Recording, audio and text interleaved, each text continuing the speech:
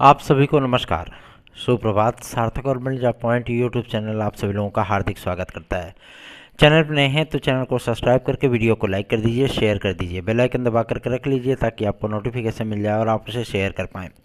चलिए खबरों की शुरुआत कर लेते हैं। कल छात्रों और पुलिस के बीच में एक गुरिल्ला युद्ध जैसा माहौल वो लोक सेवा आयोग पर बना रहा और आयोग के अधिकारियों का ये कहना है कि पेपर कहीं से भी निरस्त नहीं किया जा सकता या पेपर लीक नहीं हुआ था, क्योंकि आधे कक्ष निरीक्षक बाहर ही थे। सारी चीज़ें सफाई अपनी जगह है, लेकिन विद्यार्थियों का विश्वास भरोसा पारदर्शिता पे कायम रहना ये भी बहुत बड़ी चीज़ है।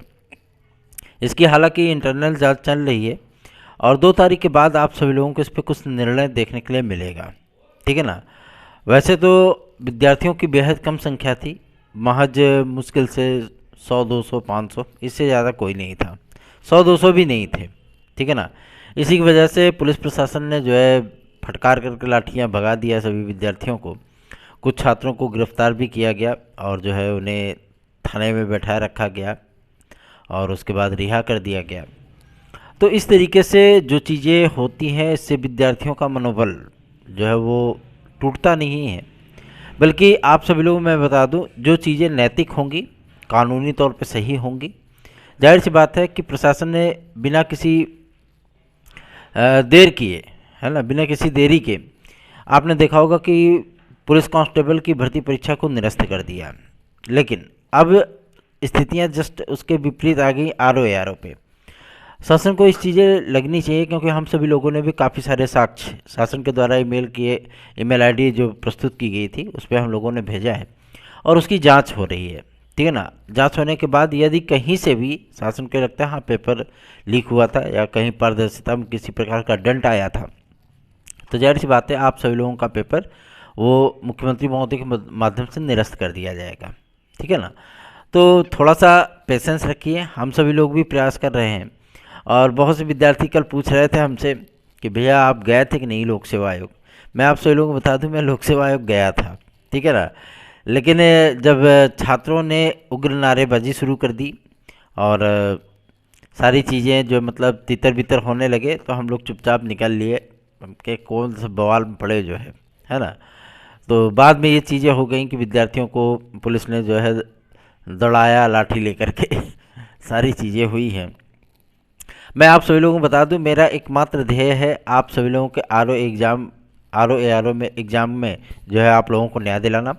साथ ही साथ एलटी ग्रेड जीआईसी प्रवक्ता और खंड शिक्षा अधिकारी के विज्ञापन की डेट घोषित करवाना, मतलब विज्ञापन लेना। ये 3-4 प्रायोरिटियाँ हम लोगों के लक्ष्य में सम्मिलित हैं। हालांकि इसमें लोक सेवा आयोग, कल हम लोगों ने बहुत सौभाग्यशाली हम लोग अपने आप को समझते हैं कि कल जन सूचना अधिकारी से मुलाकात हो ही गई, ठीक है ना। अदरवाइज़ इस समय कोई कितना भी बड़ा नेता क्यों ना हो, कोई कितना भी बड़ा अधिकारी क्यों ना हो, वो लोक सेवा आयोग नहीं जा सकता बिना किसी परमिशन के, ठीक। और हम सभी लोगों ने भी प्रयास किया था, लेकिन लोक सेवा आयोग जाने का अवसर जो है नहीं मिल पाया। आप सभी लोगों को मैं बता दूं, ये विवाद समाप्त होने के बाद आप लोगों के एलटी और जीआईसी का ही नंबर है, ठीक है ना, क्योंकि विज्ञापन पूरी तरीके से बन करके तैयार है और साथ ही साथ आहारता का पत्र भी जारी हो चुका है, ठीक। और वो आजकल में वो लोक सेवा आयोग और शिक्षा निदेशक महोदय को जो है वो पत्र प्राप्त हो जाएगा, क्योंकि अपर सचिव को इन्होंने प्रेषित किया था प्रस्ताव कि ये संशोधन हम चाहते हैं और उन्होंने उसको एक्सेप्ट कर लिया है, अप्रूवल अपना दे दिया है, ठीक। और ये चीज़ें आप लोगों के सामने बहुत जल्दी ही आने चल रही हैं और आप लोगों के विज्ञापन में जो त्रुटियां थीं, जो कमियां रह गई थीं, उन सारी चीज़ों को फुल्ली कंप्लीटेड कर लिया गया है, ठीक है ना। Mission successful.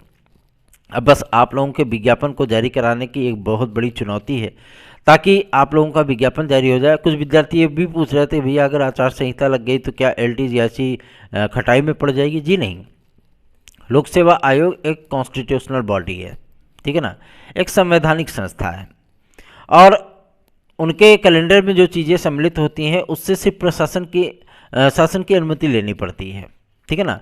और विज्ञापन को जारी करना, एग्ज़ाम आदि कराना, ये सारी चीज़ें वो लोक सेवा आयोग पे ही छोड़ दीजिए, उसमें कोई चीज़ें प्रभावित नहीं होती, क्योंकि उनके एग्ज़ाम शेड्यूल में वो सम्मिलित है पहले से ही।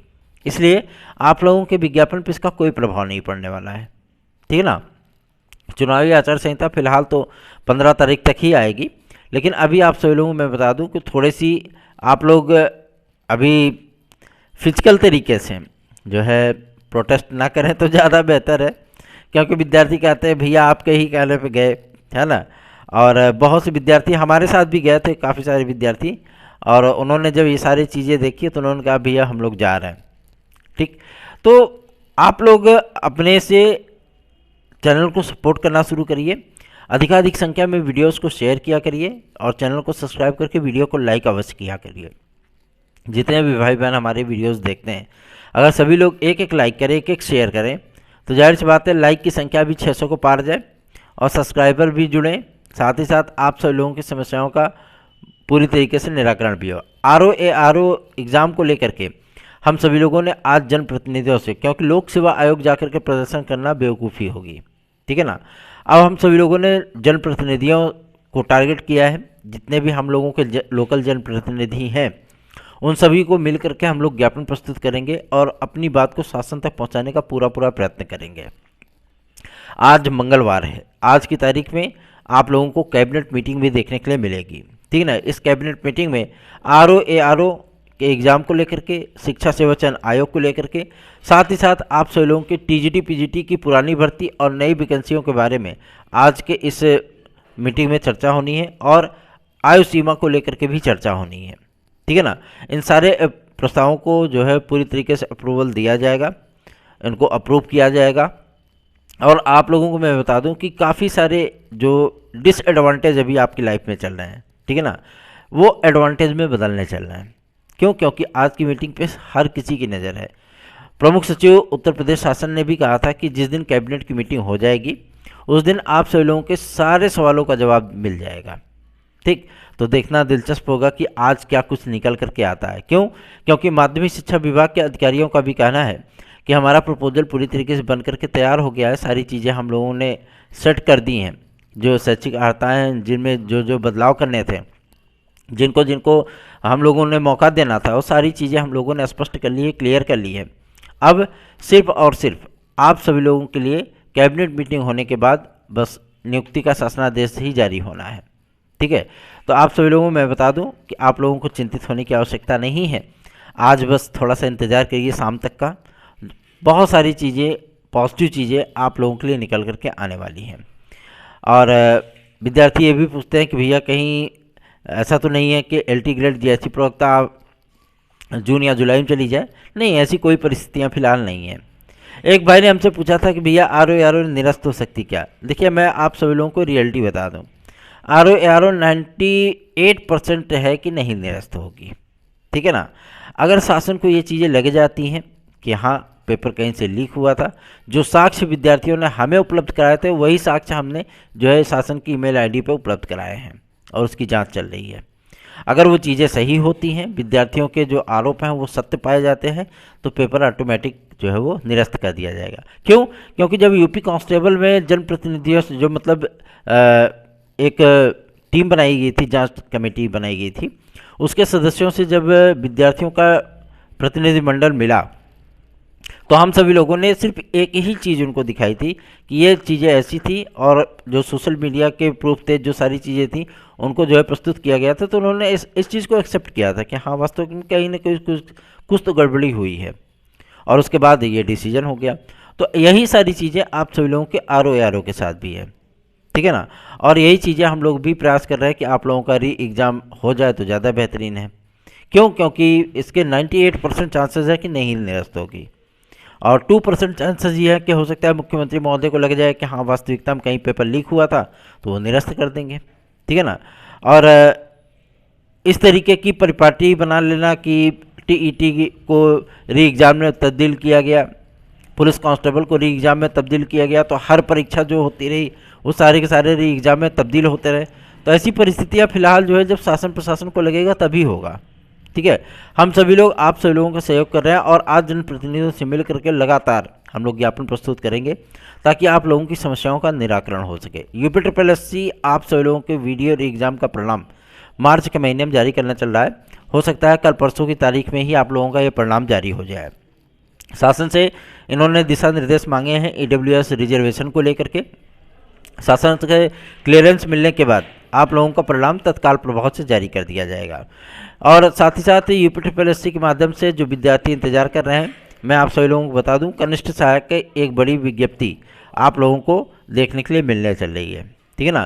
कनिष्ठ सहायक, AJTA, BDO का नया विज्ञापन, लेखपाल का नया विज्ञापन, ये सारे विज्ञापन आप सभी लोगों को बहुत जल्दी ही देखने के लिए मिलने वाले हैं। तो आप लोग चिंतित ना हो, तैयारियां करते रहिए। कुछ विद्यार्थी हमारे पास बहुत ज़्यादा कॉल्स करते हैं, मैं आप सभी लोगों से निवेदन करना चाहता हूं कि कॉल्स ना किया करिए। आपको जो करना है आप मैसेज कर दीजिए, क्योंकि इसमें थोड़ी सी व्यस्तता हमारी ज़्यादा चल रही है। TGT PGT 2016-2021 के हमारे भाई बहन भी हमारा इंतज़ार कर रहे हैं। उनकी नियुक्ति के लिए भी हमें प्रयास करना है, उनको कोर्ट में जो है मतलब विजयी घोषित कराना है, और इनके लिए भी प्रयास शुरू कर दिए गए हैं, क्योंकि अब वो समय आ चुका है जब आप सभी लोगों के सपनों को साकार करने का समय है। तो आप सभी लोग हमें कॉल ना करिए, बल्कि मैसेज कर दीजिए। मान लीजिए कि 1-2 दिन अगर हम मैसेज नहीं देख पा रहे हैं किसी वजह से, क्योंकि जब व्यस्तता होगी, ऐसा तो है नहीं कि इंसान मोबाइल रखेगा तो मैसेज नहीं पढ़ेगा, है ना, मैसेज नहीं देखेगा, देखेगा ज़रूर। तो व्यस्तता होती तभी हम व्हाट्सएप पर नहीं आ पाते हैं। ठीक है ना। तो आप लोग मैसेज कर दिया करिए। हम जब भी व्हाट्सएप चलाएंगे, जब भी हम आपके मैसेजेस को देखेंगे, आपको रिप्लाई अवश्य करेंगे, लेकिन कॉल मत करिए। 97 इस व्हाट्सएप नंबर पे आप हमसे संपर्क करके हमारी याचिका से जुड़ सकते हैं, जो कि TGT PGT 2016-2021 के लिए है। अगर आप जुड़ते हैं तो उसका लाभ आपको अवश्य ही प्राप्त होगा। अगर आपको हमारे नोट्स चाहिए तो 97 इसी व्हाट्सएप नंबर पे आप हमसे संपर्क करके हमारे नोट्स आज भी प्राप्त कर सकते हैं। TGT PGT, TET C TET super TET, LT GIC, UP constable, UPSI, UPSSC, DSSB, Bihar शिक्षक भर्ती आदि की तैयारी अगर आप कर रहे हैं तो आप लोग हमारे नोट से ले सकते हैं। लगभग 2700 से अधिक विद्यार्थियों ने जो UP कांस्टेबल में जो मैटर उपलब्ध कराए गए थे विद्यार्थियों को, खूब सराहा विद्यार्थियों ने कि वास्तविकता में आपने जो हिंदी पढ़ाई जो उसमें सारी चीज़ें दी थी, है ना, GS का, विज्ञान का, सारे के सारे क्वेश्चन आप लोग के आए हुए थे। तो आप भी अगर बेहतरीन तैयारियां करना चाहते हैं तो आपके पास काफ़ी सारा वक्त है, आप चाहें तो हमारे नोट्स लेकर के पढ़ाई कर सकते हैं। धन्यवाद। आप सभी का दिन शुभ हो।